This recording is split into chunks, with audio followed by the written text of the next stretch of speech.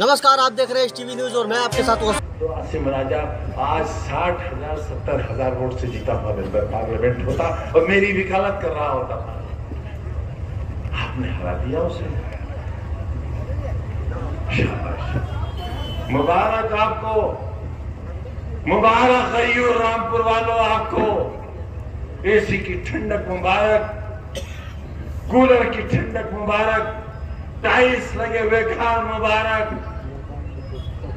पत्थर के फर्श मुबारक, फिसल के गिर जाते अगर वोट डालने चले जाते। पुलिस ने डंडा मारा था ना जमीन पर, इसलिए भाग खड़े हुए थे।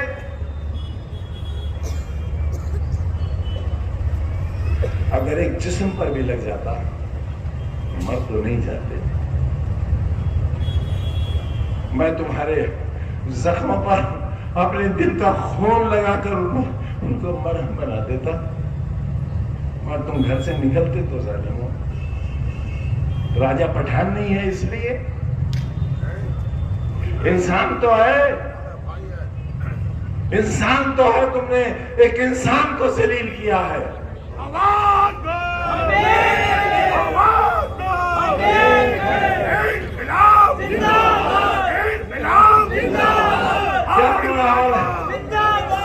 क्या माहौल है शहर का? दहशत।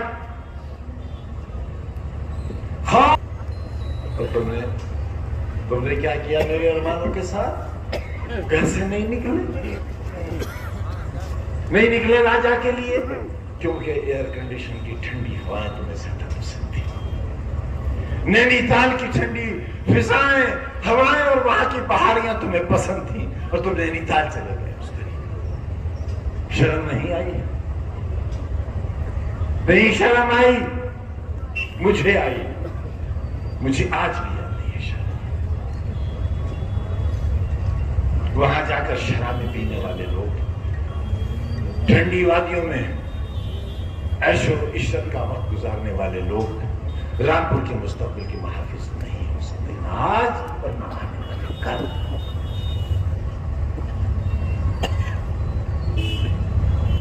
आज ये जो कुछ नजर आ रहा है, ये मेरी 50 साल की मेहनत का नतीजा है।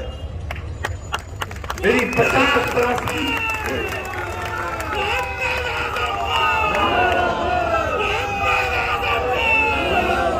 देखा है कभी? आप तो पूरी दुनिया में घूमते हो, पूरे हिंदुस्तान में जाते हो, किसी होटल में मुझे खाना खाते देखा तुमने आज तक?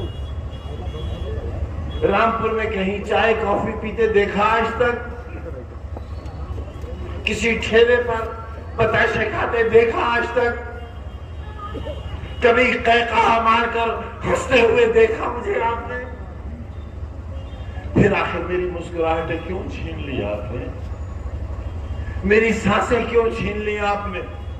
27 महीने की तन्हा कोठरी की कैद क्यों दी आपने हमको? क्या गलती थी हमारी? क्या खता थी हमारी? गुनाह बताओ हमारा। क्यों हुआ जमाना दुश्मन? सरकार क्यों दुश्मन हुई मेरी?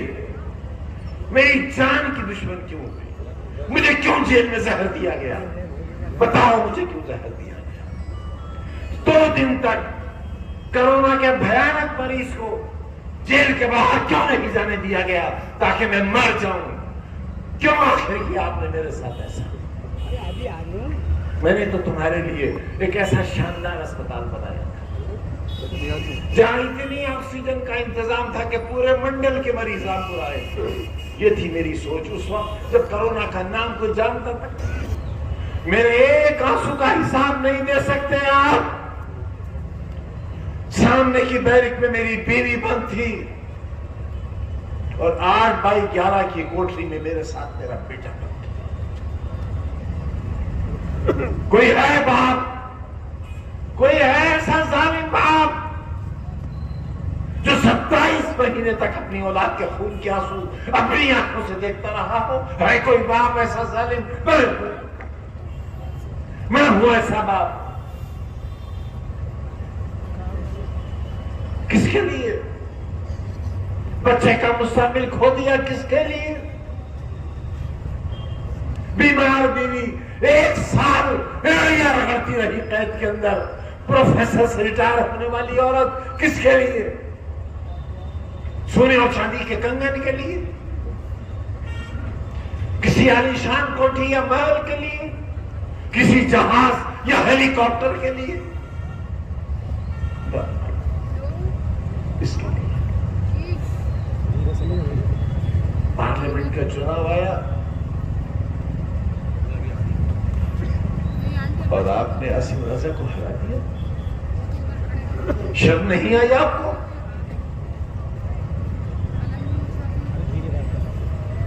گھر سے نہیں نکلے آپ کیونکہ اے سی لگا ہے آپ کے گھر میں, کولر ہے آپ کے گھر میں, بجلی آ رہی تھی 24 گھنٹے. یہ انتظام کس نے کیا تھا؟ پانی کی ایک ایک بوند کو ترسنے والا رامپور 200 برس پانی کم نہیں ہوگا. یہ انتظام بفضل تعالیٰ کس نے کیا تھا؟ یہی سڑک ہے. تم چل سکتے تھے اس پر؟ یہ تیاریاں تمہارے کل کی کس نے کی تھی؟ تارا منڈل, گاندھی سمادھی, شاندار سڑکیں. پارلیمنٹ کی شکل کی نگر پالیکا کیوں بنائی تھی؟ اس لیے کہ تمہاری زندگیوں میں خوشنمائی نہیں تھی, خوشیاں نہیں تھی, سجاوٹ نہیں تھی. تم ایک اندھیرے کا شکار تھے. تم ایک ایسی ریاست میں رہتے تھے جس کا مالک تمہیں گدھے کا بچہ کہتا تھا. تمہارے اجداد کو گدھے کا بچہ کہتا تھا, اور جو گدھے کا بچہ کہلاتا تھا وہ اپنے گھر جا کر کہتا تھا آج سرکار نے ہمیں گدھے کا بچہ کہا ہے. میں تمہیں انسان بنانا چاہتا تھا, میں تمہیں ایک بہترین شہری بنانا چاہتا تھا, میں تمہیں ہندوستان کا سب سے اچھا شہری بنانا چاہتا تھا. میں تمہارے بچوں کو کلکٹر اور ایس پی کی کرسی پر بیٹھانا چاہتا تھا, تمہارے دل اور دماغ کا علاج کرنے والا ڈاکٹر بنانا چاہتا تھا. یہ تھا میرا. میں دنیا بھر سے مانگ کے لایا اور آج ای ڈی کی جانچ چل رہی ہے میرے اوپر, ہتھکڑیاں انتظار کر رہی ہیں میرا, اس عمر میں قید کی کوٹھریاں میرا انتظار کر رہی ہیں تمہارے بچوں کے مستقبل کی خاطر. یہ دیا تم نے. اور کیا دینا چاہتے ہو؟ بے غیرت آواز, اور بتا کیا دینا چاہتا ہے تو؟ اے زمانے کے کینسر, اے ذلت اور خواری کے علمبردار, بتا اس شہر کو اور کیا دینا چاہتا ہے؟ اے بے غیرت آواز, بتا کیا دینا چاہتا ہے؟ اے بے حیا, اپنی ماں کی کوکھ سے جنے ہوئے, بتا کیا دینا چاہتا ہے؟ آج بھی یہ آوازیں باقی ہیں, آج بھی باقی ہیں. تم پر ظلم کرنے والی آواز ایک صحیح, میر جعفر بھی ایک ہی تھا.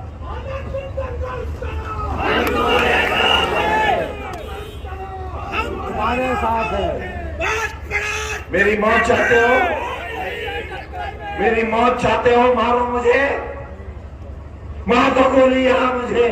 خدا کی قسم وہ موت میری زندگی کی تکلیفوں سے سستی ہوگی اور اچھی ہوگی. میرے پورے گھر کو مار دو.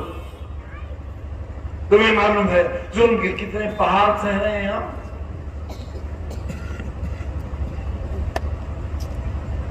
ہنسو ہم پر, کہے لگاؤ,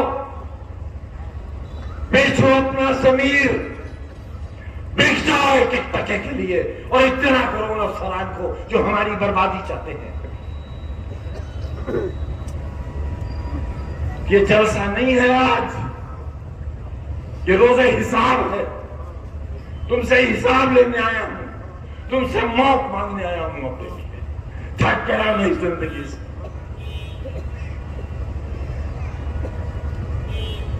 اظہر خان جیل میں بند ہے, ان کی ایریا کے آنسو نہیں دیکھے جاتے مجھ سے. جیل میں بچے بند ہے بے گناہ, کسی نے مشین نہیں چرائی ہے, کسی نے فرنیچر نہیں چرایا ہے. میں لاتا تھا کلکتے سے ٹرک کے ٹرک بھر کے فرنیچر کے پرانے کباڑ کے, ان کی مرمت کراتا تھا, انہیں پالش کراتا تھا, اور تمہاری اس یونیورسٹی میں انہیں سجاتا تھا. پولیس انہیں اٹھا کر لے گئی, ہمیں ڈاکو اور چور بنا دیا. जीना चाहूंगा ऐसी जिंदगी ना। हराम है खुदकुशी, इसलिए जिंदा क्योंकि खुद हर लम्हा जुल्म का इंतजार। ये आबादी बदनसीबों की आबादी है। पूरी दुनिया के सबसे कम नसीब लोग मेरे लोग यहां रहते हैं, इसलिए उन पर सितम ढाया जा रहा है। मेरा दिल फट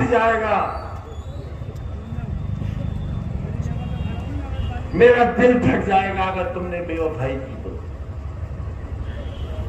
आप मेरे साथ धोखा मत करना, मेरे पास बहुत वक्त है भी नहीं। मत करना धोखा मेरे साथ। और जान लो अच्छी तरह जान लो, भेड़िया तुम्हारे दरवाजे पे खड़ा है। अगर वो तुम्हारे घर के अंदर दाखिल हो गया, अपनी आबरूओं की हिफाजत नहीं कर सकते।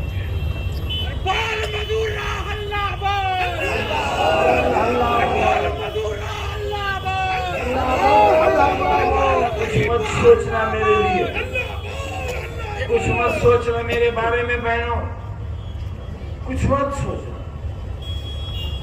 मैं तो इंतजार इस बात का कर रहा हूं किस दिन मुझे देश निकाला मेरे पास,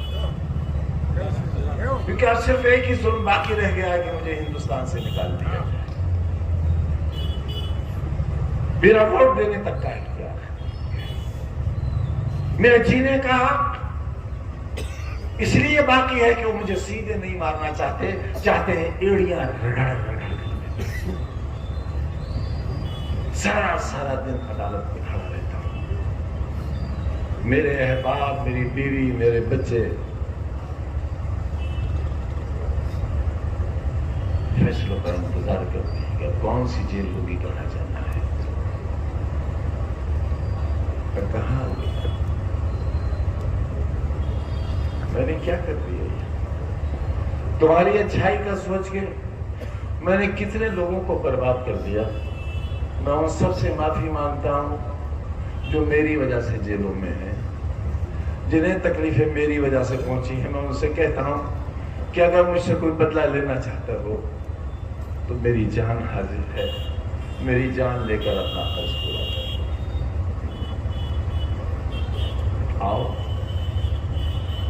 आओ मारो मुझे, पथराव करो मेरे ऊपर, कोई तमंचा निकालो। इसी किले के मैदान में मेरे सीने पर 7-7, 8-8 तमंचे रखकर गोली चलाई गई थी। मैं तो तब भी नहीं मरा था, लेकिन मैंने किसी से इंतकाम नहीं लिया था। खुदा की कसम, मैंने हर गुनहगार, हर जालिम को माफ कर दिया। आखिर मुझे किस बात की सजा मिली है? बहुत नाराज रहते हैं आप लोग हमसे। आपसे मुराद आप नहीं, वो लोग जो मुनाफिक, जो अपने आप के दुश्मन हैं, अपने कल के दुश्मन हैं, अपनी नस्लों के दुश्मन हैं। यहां भी कम नहीं होंगे वो लोग,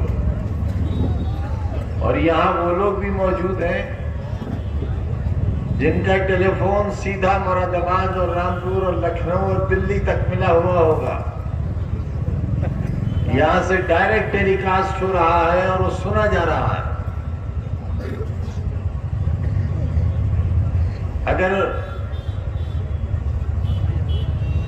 मेरी ये हैसियत नहीं होती, जिसकी कोई गलतफहमी नहीं है मुझे,